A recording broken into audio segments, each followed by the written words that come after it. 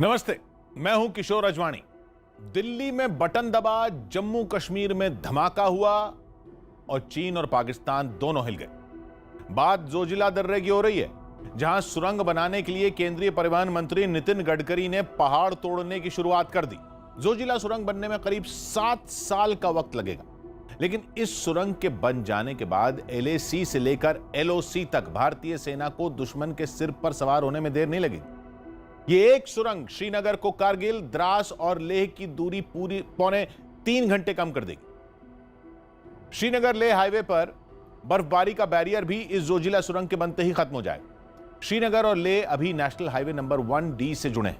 करीब 425 किलोमीटर लंबा ये राजमार्ग जोजिला दर्रे से गुजरता है, लेकिन अक्टूबर का महीना बीतते बीतते जोजिला नाम का ये पहाड़ी दर्रा बर्फ की वजह से बंद हो जाता है। जोजिला नाम का मतलब ही बर्फीले तूफान का पहाड़ी दर्रा है।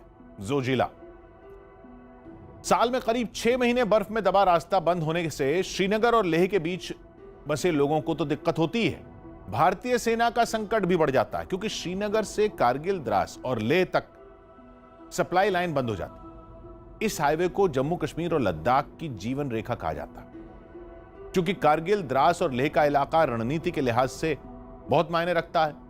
इसलिए पाकिस्तान 1947 से ही इस इलाके को हड़पने की कोशिश में जुटा है और हर बार भारतीय सेना के पराक्रम की वजह से पिटता भी रहा है। पाकिस्तान के साथ भारत के पहले युद्ध का सबसे बड़ा मैदान जोजिला दर्रा ही था। 1948 में जोजिला की लड़ाई भारतीय सेना के इतिहास के सबसे सुनहरे पन्नों में एक है। उस वक्त कबायली हमले की आड़ लेकर पाकिस्तान की सेना कारगिल और द्रास के बड़े हिस्से पर कब्जा कर चुकी थी। ऐसे में लेह के रास्ते भारतीय सेना ने टैंक भेजे, जिनकी मदद से भारतीय सैनिक जोजिला के पास भारी बर्फबारी के बीच पाकिस्तान की सेना पर कहर बनकर टूट पड़े। पाकिस्तानी सैनिकों को सिर पर पैर रखकर कारगिल और द्रास से भागना पड़ा था। भागते भागते वो अपनी तोप तक वहीं छोड़ गए। 21 साल पहले पाकिस्तान की फौज ने कारगिल में जो घुसपैठ की थी, उसका इरादा भी श्रीनगर लेह हाईवे पर कब्जा करना ही था। कारगिल और द्रास की पहाड़ियों में छिपे पाकिस्तानी सैनिकों ने श्रीनगर की तरफ से आने वाली मदद रोक दी थी, जिसके बाद भारत ने लेह के रास्ते कारगिल और द्रास तक सैनिक भेजे। जोजिला दर्रा उस वक्त खुला था क्योंकि बर्फबारी शुरू नहीं हुई थी। उसी के बाद सरकार को जोजिला दर्रे की अहमियत समझ में आई और वहां ऐसी सुरंग बनाने का फैसला किया गया जो बर्फबारी से बेअसर हो, जहां 12 महीने 24 घंटे आने जाने में कोई बाधा ना हो। कारगिल से लेह तक सैनिकों की तैनाती और उनके लिए साजो सामान पहुंचाने की चिंता मिट जाए, इसकी शुरुआत हो गई है।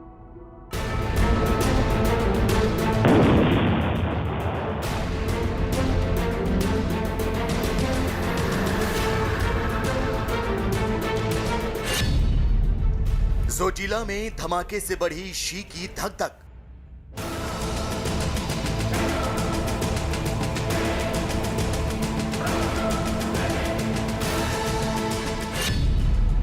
हिंदुस्तान के शौर्य की सुरंग से चीन में दहशत।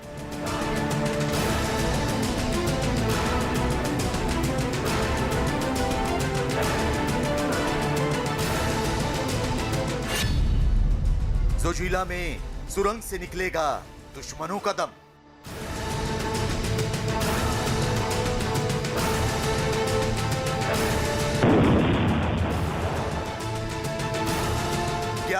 ,575 फीट की ऊंचाई पर धमाके से चीन और पाकिस्तान में खलबली मच गई है।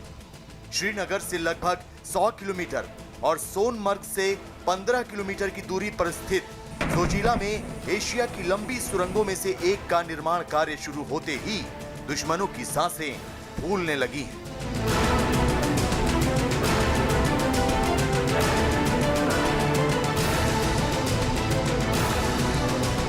अटल टनल के बाद मोदी सरकार ने लद्दाख में सामरिक महत्व की जोजिला सुरंग का काम शुरू क्या किया। शी जिनपिंग और इमरान खान को चक्कर आने लगे। 2 मोर्चों पर भारत को घेरने की साजिश को धूल में मिला देने वाली जोजिला सुरंग का काम शुरू होते ही दुश्मन देश बगले झांकने लगे।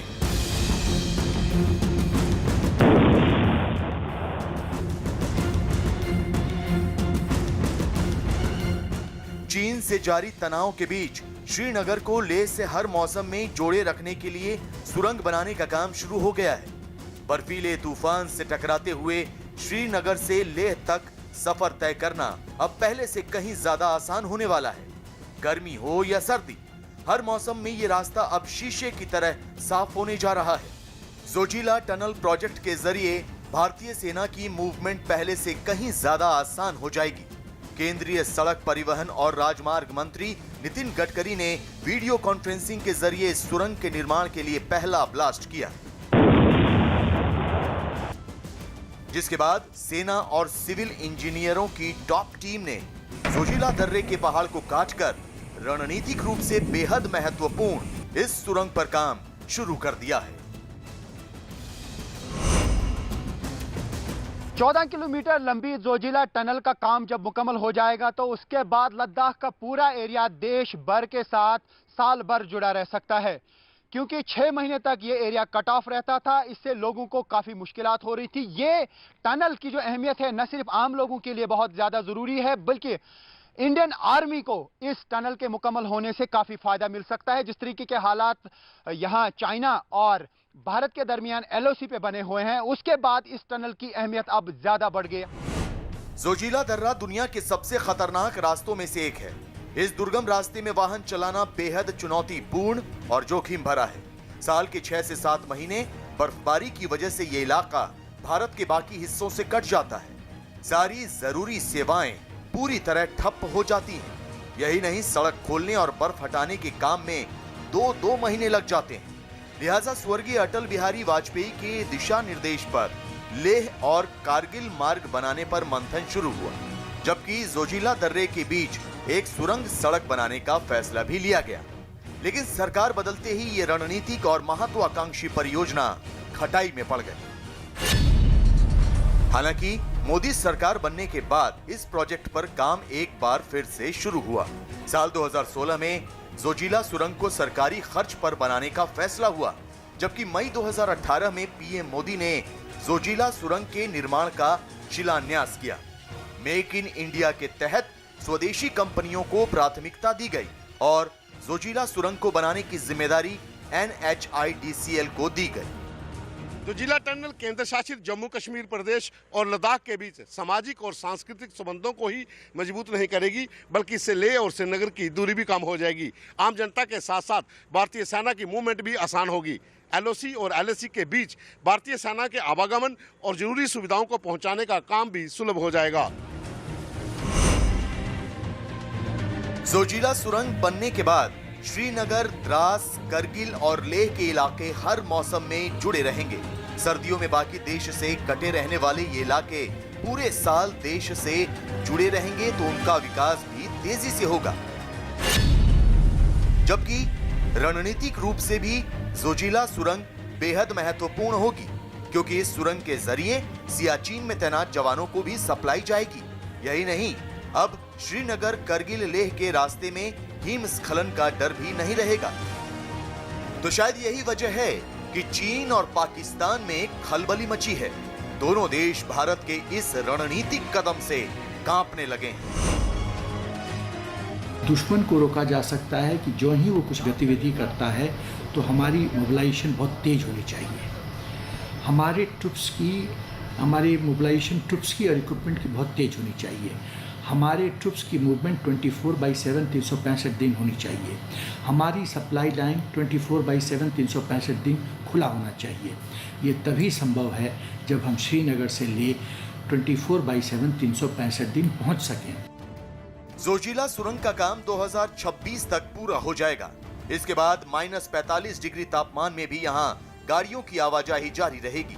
श्रीनगर और लेह साल भर एक दूसरे से जुड़े रहेंगे। लेकिन आपके लिए ये जानना भी बेहद जरूरी है कि इस सुरंग से चीन और पाकिस्तान में खौफ क्यों पसरा है। दरअसल जोजिला सुरंग कई मायनों में खास होगी। जोजिला सुरंग जोजिला दर्रे से करीब 300 मीटर नीचे बनेगी।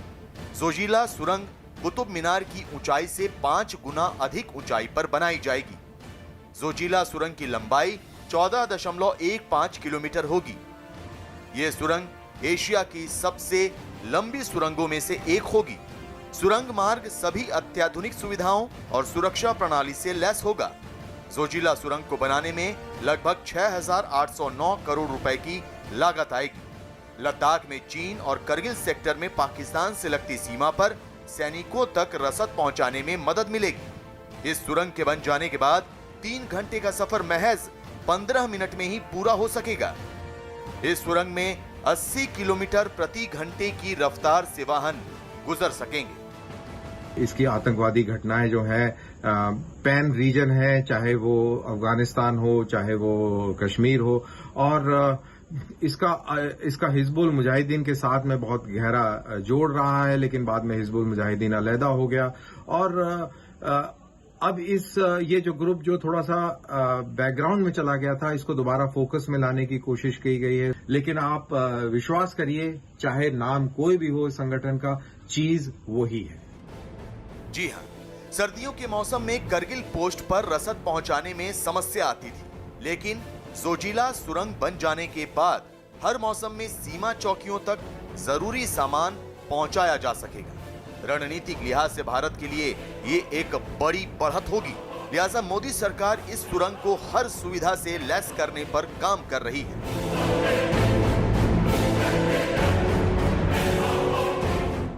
जोजिला टनल से श्रीनगर से लेह की दूरी काफी कम हो जाएगी। इससे भारतीय सेना का एलएसी तक पहुंचना भी आसान हो जाएगा। चीन भी जानता है कि जोजिला टनल के बनने से एलएसी पर उसकी मुश्किल बढ़ेगी और उसके सैनिकों का हौसला घटेगा।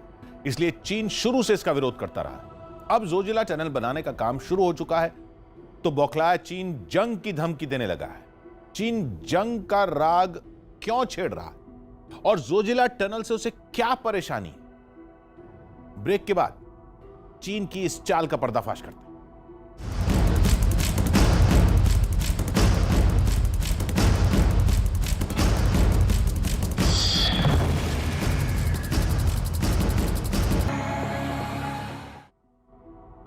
जोजिला सुरंग का एक सिरा कश्मीर को कारगिल और द्रास से जोड़ता है, जो एलओसी पर है। पाकिस्तान के होश इसलिए भी उड़े हुए हैं क्योंकि जोजिला सुरंग बन जाने से भारतीय सेना की पहुंच गिलगित बल्टिस्तान तक हो जाएगी।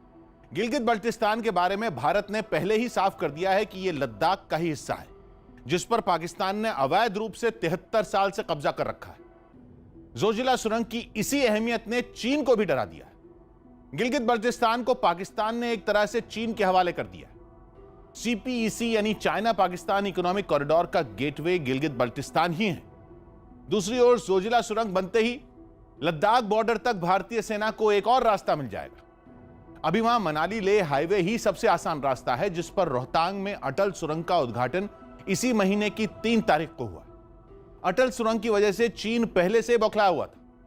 अब जोजिला सुरंग का निर्माण कार्य शुरू होते ही शी जिनपिंग युद्ध चिल्ला रहे हैं। चीन की सरकारी न्यूज चैनल सीजीटीएन के मुताबिक शी जिनपिंग ने चीन की नौसेना को युद्ध के लिए तैयार रहने को कहा है। इसके जरिए चीन यह संदेश देने की कोशिश कर रहा है कि वो ताइवान पर हमले की तैयारी में।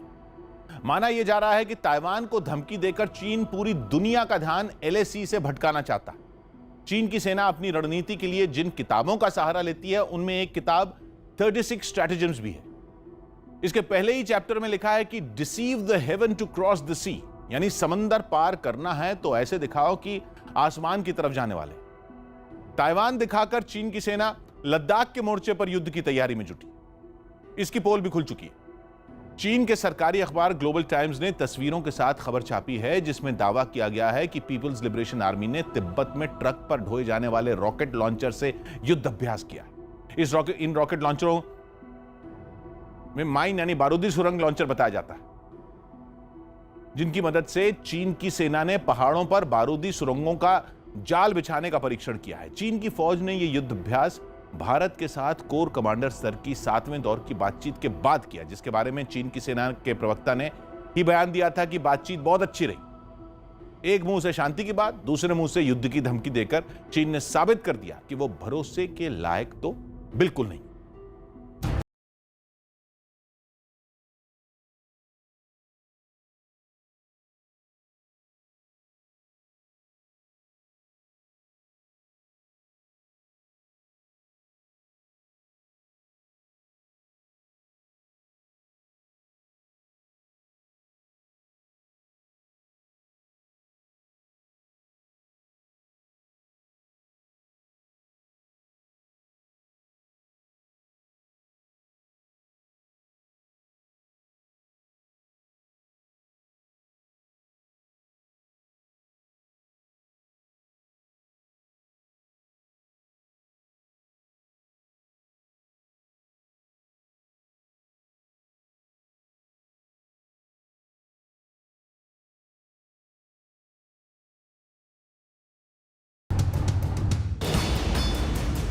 पड़ोसी देशों की जमीन हथियाने वाले चीन के सिर पर जैसे खून सवार हो गया है। पहले डोकलाम, फिर गलवान, उसके बाद पैंगोंग में मात खाने वाला चीन बुरी तरह बौखला उठा है।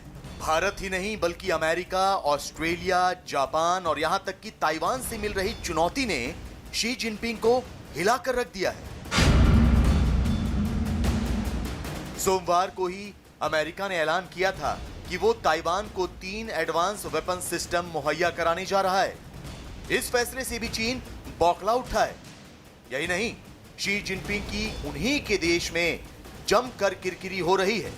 लिहाजा चारों तरफ से खुद को घिरता देख चीन के राष्ट्रपति ने एक बार फिर दुनिया को दहलाने की धमकी दी है। चीन के ग्वांगडोंग इलाके के एक सैन्य अड्डे के दौरे के दौरान शी जिनपिंग ने सीधे तौर पर अपनी सेना को लड़ाई के लिए तैयार रहने का हुक्म दिया।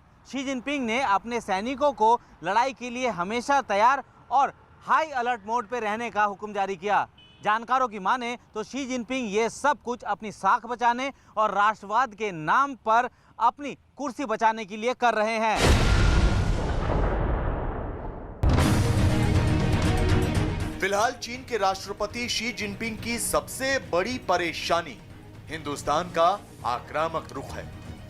भारत जिस तरह चीन को उसी की भाषा में जवाब दे रहा है, ये शी जिनपिंग को नाकाबिले बर्दाश्त है, क्योंकि भारत और चीन के बीच सीमा विवाद 6 महीने से जारी है। भारत और चीन ने बेहद ऊंचाई वाले इलाकों में लगभग 1 लाख सैनिक तैनात कर रखे हैं।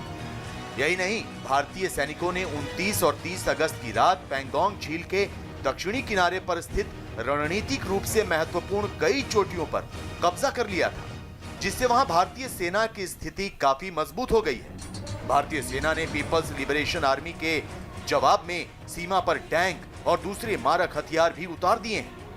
हिंदुस्तान की ये रणनीति चीन पर भारी पड़ रही है, लिहाजा वो एक बार फिर जंग की गीदड़ भभकी देने लगा है। चीन मीडिया की रिपोर्ट के मुताबिक शी जिनपिंग ने अपने बयान में सैनिकों से कहा है कि आपको अपना दिमाग और पूरी ऊर्जा युद्ध की तैयारी के लिए लगानी चाहिए। साथ ही आपको अपनी ट्रेनिंग में जंग की तैयारी पर ध्यान केंद्रित करना चाहिए। अपनी ट्रेनिंग के मानकों और लड़ाकू क्षमता को बढ़ाएं। चीन के गुआंगडोंग में Xi Jinping Shenzhen special economic zone की 40वीं वर्षगांठ पर एक कार्यक्रम में हिस्सा लेने पहुंचे थे, लेकिन शी ने सैनिकों से वफादार, बिल्कुल शुद्ध और पूरी तरह भरोसेमंद रहने की अपील के साथ जंग की तैयारियों को अमली जामा पहनाने की बात कर एक बार फिर अपना एजेंडा साफ कर दिया कि अगर चीन पर मुसीबत आई तो वो युद्ध के मैदान में सबसे पहले कूदेगा। ये चेतावनी जो है युद्ध के लिए तैयार रहने के लिए, इसका फोकस कहाँ होगा? पहली चीज जो आती है वो है ताइवान, क्योंकि ताइवान ऐसा देश है जिसको कि असला बारूद देने के लिए अमेरिका ने हाँ भरी है, सेनेट में प्रस्ताव पड़ा है और चीन अपनी धमकियां दे रहा है अमेरिका को कि इसको पारित ना किया जाए। तो इसको देखते हुए हो सकता है चीन ताइवान की तरफ कोई पहल करे।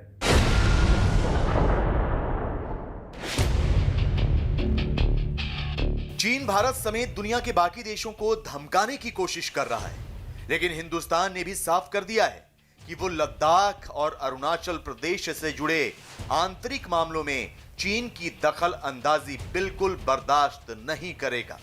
भारत ने 2 टूक शब्दों में चीन को अपनी हद में रहने की चेतावनी भी दी है। See, we have made our position on this very clear. Our position has been always consistent. The Union territories of Jammu and Kashmir and Ladakh have been, are and would remain an integral part of India. China has no locus standi to comment on India's internal matters. We hope that countries will not comment on India's internal matters as much as they expect the same for others.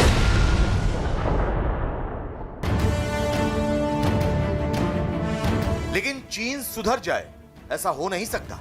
सूत्रों से मिल रही जानकारी के मुताबिक चीन भारत से सीमा विवाद को लंबे समय तक कायम रखना चाहता है। कमांडर स्तर की बातचीत में चीन के अड़ियल रुख से इस बात की संभावना बहुत ज्यादा बढ़ गई है कि वो पूर्वी लद्दाख में जारी विवाद कुछ महीनों के बजाय कुछ सालों तक खींचना चाहता है। चीन पूरी तैयारी के साथ वहां पर अड़ा हुआ है, जबकि ऐसा पहली बार हुआ है कि एक साथ कई मोर्चों पर लद्दाख में भारत चीन के सैनिक आमने सामने हैं। आपको बता दें कि पूर्वी लद्दाख में करीब आधा दर्जन जगहों पर भारत और चीन के सैनिक महज 200 मीटर की दूरी पर हैं। इनमें से फिंगर एरिया के पास 3 पॉइंट, हॉट स्प्रिंग में 1 पॉइंट और ब्लैक टॉप में 1 पॉइंट है। चीन की पीपल्स लिबरेशन आर्मी के जवानों की इन इलाकों में रोटेशन में ड्यूटी लगी है। इसके अलावा संवेदनशील जगहों पर 24 घंटे चीन की सेना अलर्ट मोड पर है। चीन नहीं चाहता कि कोई भी बॉर्डर डिस्प्यूट जो है उसका हल हो, क्योंकि अगर एक बार बॉर्डर डिस्प्यूट का हल हो गया तो चीन उसके बाद क्या विवाद खड़ा करेगा। तो आप देखें किस तरह से रूस जैसे देश के साथ चीन ने काफ़ी अरसे तक बॉर्डर डिस्प्यूट जारी रखे और रूस ने अपने बल पर वो काफ़ी डिस्प्यूट्स को अभी खारिज करवाया है। तो उस प्रकार की नीति होनी पड़ेगी हमारे देश की भी कि हम मजबूर करें चीन को कि वो आगे आकर इन बॉर्डर डिस्प्यूट्स का जो है समाधान निकाले और मजबूर हो टेबल पे बैठ के डिस्कशन करने का।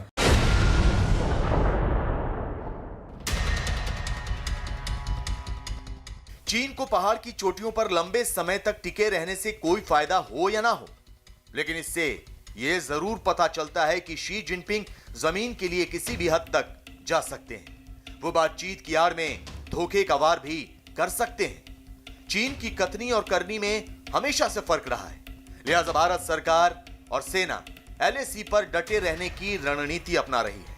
भारत की सेना चीन के किसी भी दुस्साहस से निपटने के लिए पूरी तरह मुस्तैद है। हजारों की संख्या में सैनिकों की तैनाती हो या फिर भारी भरकम टैंक और लड़ाकू विमानों का बेड़ा तैनात करना, भारत किसी भी हालात से निपटने के लिए अपनी सैन्य तैयारियों को पुख्ता कर रहा है। ऐसे माहौल में सेना को तैयार रहना चाहिए। तो इसमें इसके अलावा कुछ ज़्यादा देखने की ज़रूरत नहीं है कि शी जिनपिंग क्या कहना चाह रहे हैं, क्योंकि ये चीन से निकल के खबर आ रही है तो वो बताना चाह रहे हैं खुलासे में कि मैंने ये ऐलान किया है। अन्यथा कोई तर्क ही नहीं है कि चीन से कोई चीज़ बाहर निकल के ऐसे आए। तो ये एक अच्छा प्रोपेगेंडा टूल भी है कि उन्होंने बोला है और वो पिछले 4-6 महीने से बोले ना बोले कार्रवाई उस हिसाब से कर रहे हैं। तो मैं समझता हूँ कि भारत को सतर्क रहना चाहिए।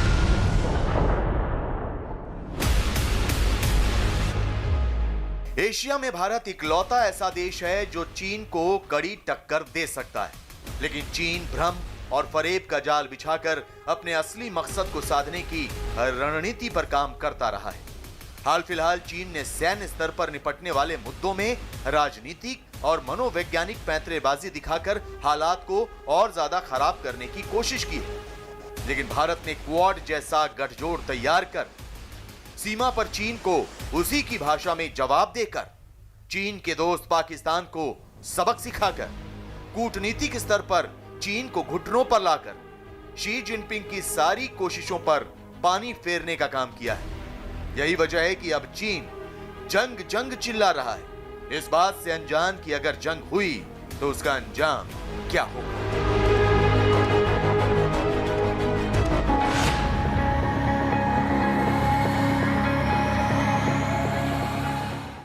पाकिस्तान में इमरान खान वहां की सेना के समर्थन और एक मौलाना का चेहरा आगे करके ही सत्ता में आए थे। अब उसी अंदाज में इमरान का तख्ता पलट करने की तैयारी तेज हो गई है। एक बार फिर पाकिस्तान में नारे गूंजने लगे हैं कि भागो इमरान, मौलाना आया।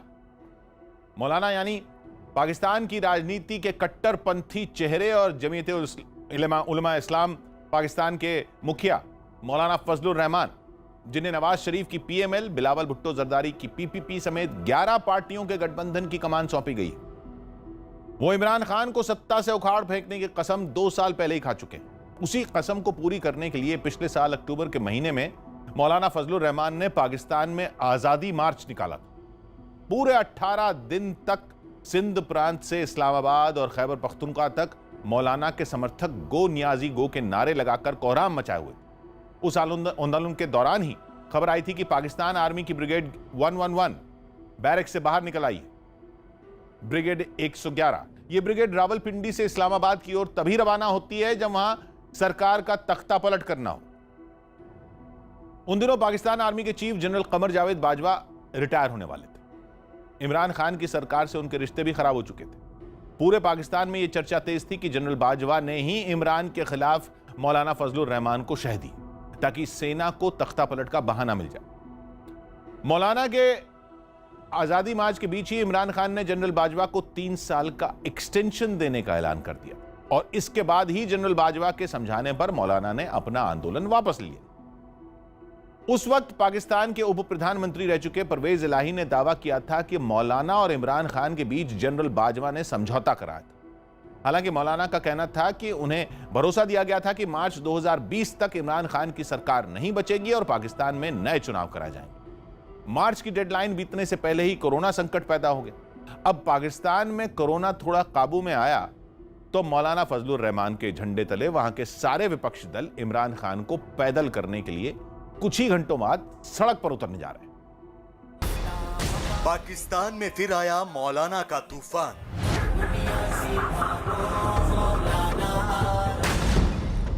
इमरान के खिलाफ मौलाना का यलगार। जो हुकूमत है वो अवाम की नहीं, वो धांधली की पैदावार है।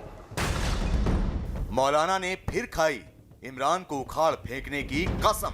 इंशाअल्लाह 16 अक्टूबर को गुजरावाना में इमरान के खिलाफ मौलाना के पास 11 हथियार। अपनी कुर्सी को खतरा नजर आ रहा है। आपने पहले सबको जो बोलता था उसको डाल दिया, झूठे मुकदमात बना दिए। हम सब ये नहीं चाहते हैं कि जो 2018 में सिलेक्शन हुआ था वो फिर से हमारा साथ की जाए।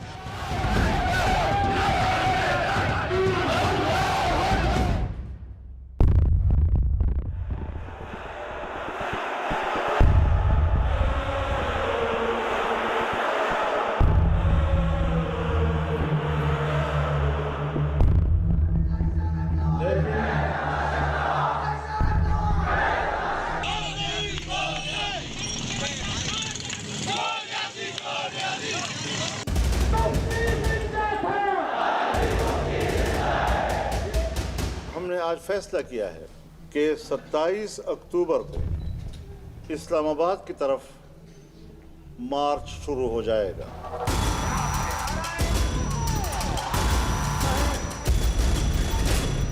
ये आज़ादी मार्च होगा। पूरे मुल्क से काफिले रवाना हो जाएंगे और इस्लामाबाद पे आकर दम लेंगे।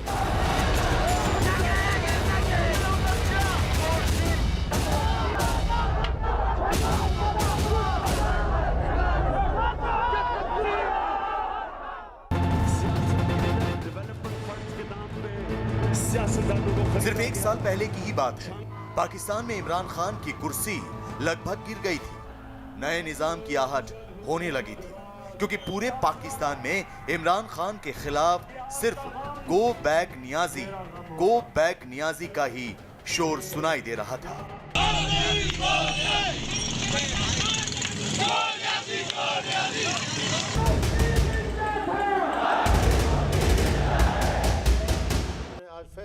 गो बैक नियाजी के इन नारों का शोर जोर पकड़ा और पाकिस्तान की सियासत के मंझे हुए खिलाड़ी मौलाना फजलुर रहमान ने इमरान के खिलाफ एक ऐसी मुहिम छेड़ दी जिससे पूरा पाकिस्तान ठप हो गया और ये तय माना जाने लगा कि इमरान किसी भी दिन सत्ता से बाहर हो सकते हैं, क्योंकि सड़क से लेकर संसद तक सिर्फ मौलाना की ही दहाड़ सुनाई दे रही थी। वो धांधली की पैदावार है। मुश्किल ये है कि आज जिस दौर से हम गुजर रहे हैं, इस दौर में हमारे मुल्क पर मुसल्लत हुक्मरान आलमी एस्टेब्लिशमेंट का एजेंट है। ये उनका नुमाइंदा है और फिर अवाम के वोट से भी हुक्मरान नहीं बना, धांधली के जरिए पाकिस्तान का हुक्मरान बना है और हमने धांधली की हुक्मरानी के खिलाफ बगावत का ऐलान किया है। साल 2019 में मौलाना ने अकेले ही इमरान खान के खिलाफ अभियान छेड़ दिया था। उस वक्त इमरान खान को बचाने के लिए पर्दे के पीछे से सेना ने मोर्चा संभाल लिया था।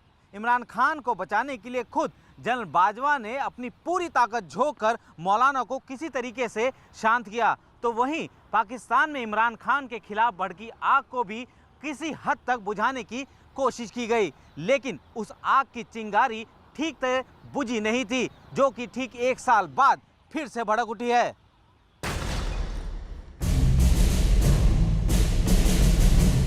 – 2019 में मौलाना ने जो काम अधूरा छोड़ दिया था, वो अब उसे पूरा करने के लिए फिर से मैदान में उतर आए हैं। इस बार मौलाना की ताकत कई गुना बढ़ चुकी है और उनके हौसले पहले से ज्यादा बुलंद हैं। इसीलिए उन्होंने अपना अभियान शुरू होने से पहले ही इमरान की विदाई की तारीख बता दी और ऐलान कर दिया कि अब पाकिस्तान की गद्दी पर इमरान की उल्टी गिनती शुरू हो चुकी है। तो फिर आपको कौम के सामने एतराफ करना होगा कि इसको लाने में हमारी गलती थी, धांधली हमारा जुर्म था और हम इस पर कौम से माफी मांगते हैं। इतना आसान नहीं है कि आपने हमें तरने वाला समझ लिया है। जब चाहो आप समझते हैं कि हम उसको निगल सकेंगे, याद रखो हम तरने वाला नहीं, हम लोहे के चने साबित होंगे।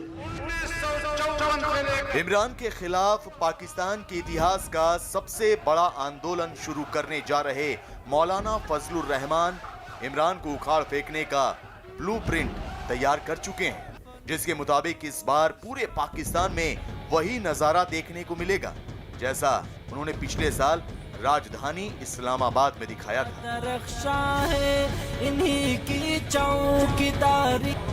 इस बार मौलाना का सरकार विरोधी अभियान 16 अक्टूबर से शुरू हो रहा है। अभियान पाकिस्तान के पंजाब के मशहूर शहर गुजरावाला से शुरू होने जा रहा है। इसके बाद ये अभियान पूरे देश में चलाया जाएगा।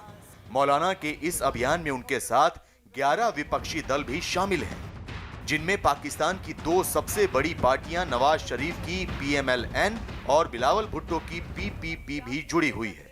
इन 11 दलों ने पाकिस्तान डेमोक्रेटिक मूवमेंट नाम का गठबंधन बनाया है, जिसके नेता मौलाना फजलुर रहमान हैं।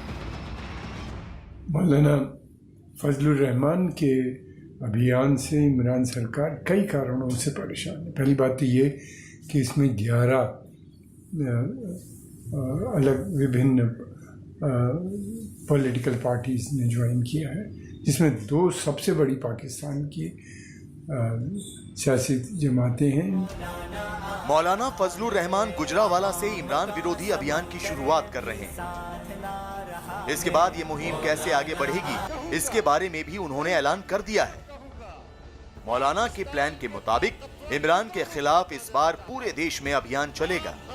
16 अक्टूबर को गुजरावाला में मौलाना इमरान के खिलाफ यलगार करेंगे। 18 अक्टूबर को कराची पहुंच जाएंगे। इसके बाद 25 अक्टूबर को क्वेटा में इमरान विरोधी रैली होगी। फिर 22 नवंबर को पेशावर, 30 नवंबर को मुल्तान और 13 दिसंबर को लाहौर में मौलाना इमरान के खिलाफ बगावत की आवाज बुलंद करेंगे। बंदूक की नाली के सामने मुझे खड़ा कर दो, उस हालत में भी मैं ये कहूंगा, डंके की चोट कहूंगा, पाकिस्तान के ताकतवर इदारों को बता देना चाहता हूं, आप 1000 ताकतवर रहें, बखुदा आपके सामने कहूंगा कि तुमने धांधली की है, तुमने नाजायज हुकूमत कायम की है, हम इस हुकूमत को तस्लीम नहीं कर सकते। मौलाना फजलुर रहमान पूरे आत्मविश्वास के साथ कह रहे हैं कि इमरान खान अब कुर्सी पर सिर्फ दिसंबर तक के मेहमान हैं, क्योंकि उन्हें मालूम है कि देश की सभी प्रमुख पार्टियां उनके साथ हैं और ऐसे में इमरान किसी भी तरह से उनका मुकाबला नहीं कर सकते। मौलाना फजलुर रहमान की दहाड़ ने इमरान खान की नींद उड़ा दी है। इमरान खान सरकार अब मौलाना के आंदोलन को रोकने के लिए हर तरह के हथकंडे अपना रही है। सरकार ने उन्हें रोकने के लिए ताकत का बेजा इस्तेमाल करना शुरू कर दिया है। सरकार विरोधी अभियानों में शामिल लोगों की धरपकड़ की जा रही है और उनके खिलाफ झूठे मुकदमे दर्ज किए जा रहे हैं। मौलाना फजलुर रहमान की मुहिम पंजाब प्रांत के गुजरावाला से शुरू हो रही है, इसलिए इमरान खान की सरकार ने सबसे पहले पंजाब प्रांत के विपक्ष के नेताओं पर हमले शुरू कर दिए। पंजाब में विपक्षी नेताओं की धरपकड़ तेज कर दी गई है। पुलिस विपक्षी दलों के नेताओं के घर में लगातार छापे मार रही है। देर रात छापे की कार्रवाई को अंजाम दिया जा रहा है। इसके साथ ही सरकार के इशारे पर पुलिस विपक्ष के नेताओं को डरा धमका रही है और स्थानीय नेताओं को हिरासत में लिया जा रहा है। इमरान का मकसद गुजरांवाला में मौलाना फजलुर रहमान की रैली को फ्लॉप करना है। उन्हें यह लगता है कि अगर पहली रैली फ्लॉप हो गई तो बाकी के अभियान को कमजोर करना आसान हो जाएगा। इमरान को यह डर सता रहा है कि कहीं ऐसा न हो कि जैसे जैसे ये अभियान आगे बढ़े ये मजबूत होता चला जाए, जिससे उनकी मुश्किलें काफी बढ़ जाएंगी। गुजरांवाला से रैली शुरू होगी और इसमें बीच बीच में लोग ज्वाइन करते चले जाएंगे। उम्मीद की जाती है कि लाखों करोड़ों लोग उनका समर्थन उनको हासिल होगा आने वाले समय में। इसी कारणवश इमरान खान की मुश्किलें एक तो बढ़ती जा रही हैं और चिंता बहुत है, साथ में सेना भी काफी चिंतित नजर आती है। इमरान इस अभियान से इसलिए भी डरे हुए हैं क्योंकि 2019 में वो मौलाना की ताकत को देख चुके हैं। उस वक्त अकेले ही मौलाना ने उनकी पूरी सरकार को हिलाकर रख दिया था। लेकिन इस बार तो मौलाना 11 विपक्षी दलों के साथ मैदान में आए हैं और उनकी रणनीति न सिर्फ बदली हुई है बल्कि पहले से कहीं ज्यादा आक्रामक है। और फिर कहते हैं क्योंकि इमरान के पास एक तरफ तो 11 विपक्षी दलों का समर्थन है, तो दूसरी ओर मौलाना इस बार सेना पर भी हमले कर रहे हैं। सेना भी 11 विपक्षी दलों के गठबंधन के हमले से घबराई हुई है, इसलिए वो भी इस बार इमरान सरकार के पक्ष में खुलकर नहीं खड़ी हो रही। इमरान को उखाड़ फेंकने के लिए तैयार हुआ गठबंधन इमरान के साथ साथ सेना को भी निशाना बना रहा है। सभी दलों का एक ही आरोप है कि सेना ने आम चुनाव में धांधली कराकर इमरान को कुर्सी पर बिठाया है। इसीलिए इमरान जनता के चुने हुए प्रधानमंत्री नहीं बल्कि वो सेना के चुने हुए एक मोहरे की तरह प्रधानमंत्री की कुर्सी पर बैठे हैं। अपने मुल्क को हॉस्टेज कर लिया है, आपने इदारों को हॉस्टेज कर लिया है। तो नवाज शरीफ साहब ने फिर जब बात की है तो अब सच जब सामने आएगा तो तकलीफ तो होगी। और जब अपनी कुर्सी को खतरा नजर आ रहा है, आपने पहले सबको जो बोलता था उसको जेल डाल दिया, झूठे मुकदमात बना दिए, किसी को मंशियात में अंदर कर दिया, किसी को किसी बात पे अंदर कर दिया, वो बाद में मुकदमात चले भी नहीं, आपके मुंह की खानी पड़ी आपको। तो जब आपने इस तरह के सारे हथकंडे हथियार इस्तेमाल कर लिए, रियासत की पूरी ताकत आपने नवाज शरीफ को और उसकी जमात को कुचलने में लगा दी, तो आपको जब हर चीज की एक उम्र होती है। पाकिस्तान में ऐसा पहली बार हुआ है जब सेना और सरकार एक साथ निशाने पर आई है। इससे दोनों में खलबली मच गई है। अब सेना अपनी साख बचाने में लगी है तो सरकार अपनी गद्दी। इसके लिए इन दोनों ने भी अपने अपने मोहरे चलने शुरू कर दिए हैं। पाकिस्तान में मौलाना फजलुर रहमान का एक ही अरमान है, वो सत्ता पर काबिज होना चाहते हैं, चाहे इसके लिए उन्हें कुछ भी करना पड़े। परवेज मुशर्रफ की तानाशाही के दौरान 2004 में पाकिस्तान के चुनाव में मौलाना विपक्ष के नेता भी थे। विकीलीक्स में दावा किया गया था कि मौलाना फजलुर रहमान उसी दौरान पाकिस्तान में अमेरिका की राजदूत रही एन पैटरसन को दावत पर बुलाया था। उन्होंने पाकिस्तान का प्रधानमंत्री बनने के लिए अमेरिका से मदद भी मांगी थी। उन दिनों मौलाना को नवाज शरीफ और भुट्टो जरदारी परिवार का विरोधी माना जाता था। 2013 में इमरान खान भी सत्ता की लड़ाई में गंभीर खिलाड़ी बनकर उभरे तो मौलाना फजलुर रहमान ने उनको अपना दुश्मन नंबर 1 मान लिया। इमरान को कट्टरपंथियों और पाकिस्तानी सेना का समर्थन था, जिसकी काट के तौर पर 2018 में फजलुर रहमान ने मुत्तहिदा मजलिस अमल नाम का मोर्चा बनाया, जिसमें पाकिस्तान के सारे कट्टरपंथी दल शामिल थे। इसके बावजूद मौलाना पाकिस्तान के चुनाव में अपनी सीट तक नहीं जीत पाए। उसी साल उन्होंने नवाज शरीफ की पार्टी के समर्थन से राष्ट्रपति चुनाव भी लड़ा था। उस चुनाव में भी उन्हें हार ही मिली थी। इमरान खान के खिलाफ उन्होंने पिछले साल आजादी मार्च निकाला था और बाद में पाकिस्तानी आर्मी के चीफ जनरल बाजवा के समझाने पर शांत हुए थे। लेकिन अब मौलाना और विपक्षी दलों को धमकाकर इमरान की कुर्सी बचा पाना जनरल बाजवा के बस में भी नहीं। ऐसे में पाकिस्तान का राजनीतिक संकट टालने के लिए जनरल बाजवा भारत के साथ युद्ध का संकट पैदा करने में जुट गए। इस काम में चीन की सेना भी जनरल बाजवा की मददगार बन गई।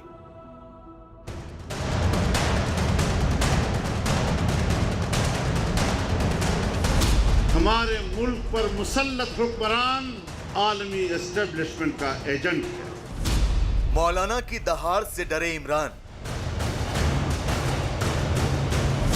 इंशाअल्लाह पाकिस्तान को भी आलमी एस्टेब्लिशमेंट से आज़ादी दिलाएंगे।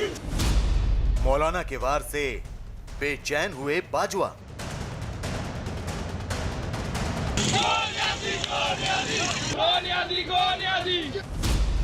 देश के गुस्से से सेना और सरकार में खलबली।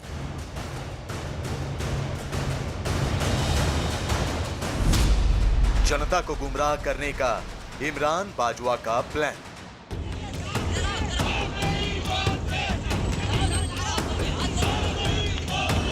पाकिस्तान में जनता के गुस्से ने सरकार और सेना दोनों के होश उड़ा दिए। देश में भड़के बगावत के शोलों को देखकर इमरान खान और बाजवा की जोड़ी इस कदर सहम उठी है कि अब दोनों ही अपना अपना दामन बचाने में लग गए हैं। इसके लिए हर पैतरा अपनाया जा रहा है। कोशिश ये है कि देश की जनता का ध्यान असल मुद्दों से हटाकर ऐसे मामलों पर ले जाया जाए जिससे विपक्ष की मांग कमजोर पड़े।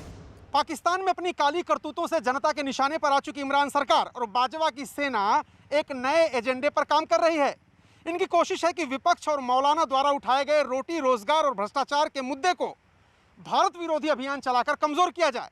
इनकी कोशिश ये भी है कि पाकिस्तान की जनता में भारत के खिलाफ भावनाएं भड़काकर देशभक्ति की ऐसी मशाल जलाई जाए जिसमें विपक्ष के मुद्दे जलकर खाक हो जाएं और इनकी कुर्सी बच जाए। मौलाना फजलुर रहमान की गरज से घबराई इमरान सरकार और सेना ने जनता को गुमराह कर विपक्ष के आंदोलन को कमजोर करने की अपनी रणनीति पर काम शुरू भी कर दिया है। इसके लिए उन्होंने भारत विरोधी अभियान तेज कर दिया है। बगावत से घबराई पाकिस्तान सेना खुद को बचाने के लिए LOC पर लगातार गोलाबारी कर रही है। इसके साथ ही अब उसने आग का सहारा भी ले लिया है।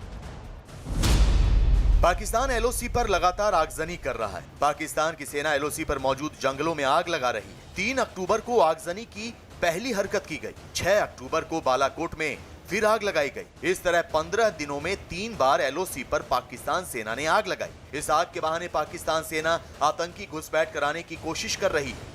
बुखलाया पाकिस्तान घुसपैठ करवाने के रोज नए नए तरीके ढूंढ रहा है। यही कारण है कि LOC के ऊपर पिछले 20 दिनों में 3 बार आग लगा दी है ताकि रास्ता साफ होने के बाद आतंकियों की घुसपैठ करवाई जा सके।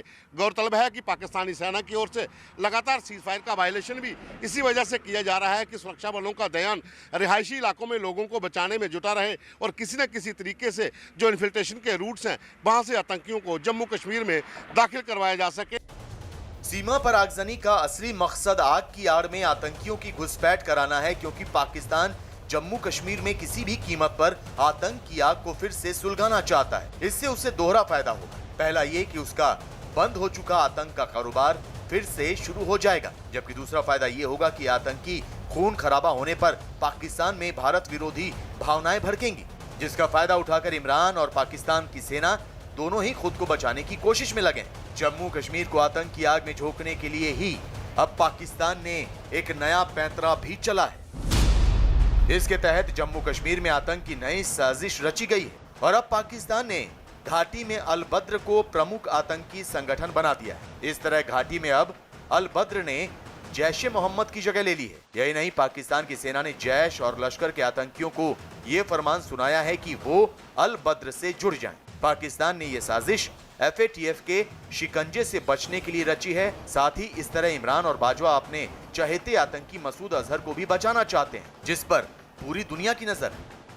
अब ISI और PLA मिलकर दोबारा कश्मीर के अंदर आतंकवाद के लिए एक नया गुट खड़ा कर रहे हैं और उस गुट का नाम अल बदर रखा गया है। कोई नया गुट नहीं है, लेकिन अब इसे दोबारा खड़ा किया जा रहा है चीन की मदद से। पाकिस्तान के प्रधानमंत्री इमरान खान और जनरल कमर जावेद बाजवा जम्मू कश्मीर में आतंकी वारदातों के सहारे अपनी गद्दी बचाने का ख्वाब देख रहे हैं, लेकिन कुर्सी बचाने के लिए आतंक का दामन थामना उनके लिए महंगा पड़ने वाला है, क्योंकि इसी महीने FATF यानी फाइनेंशियल एक्शन टास्क फोर्स की बैठक होने वाली है, जिसमें पाकिस्तान के भविष्य को लेकर बड़ा फैसला होना है। पाकिस्तान की जनता भी FATF के फैसले पर नजर बनाए हुए है। ऐसे में अगर आतंकी गतिविधियों की वजह से FATF ने पाकिस्तान को ब्लैकलिस्ट किया तो जनता का गुस्सा सरकार और सेना के खिलाफ और भड़क जाएगा। इससे भी इमरान और बाजवा की जोड़ी डरी हुई है।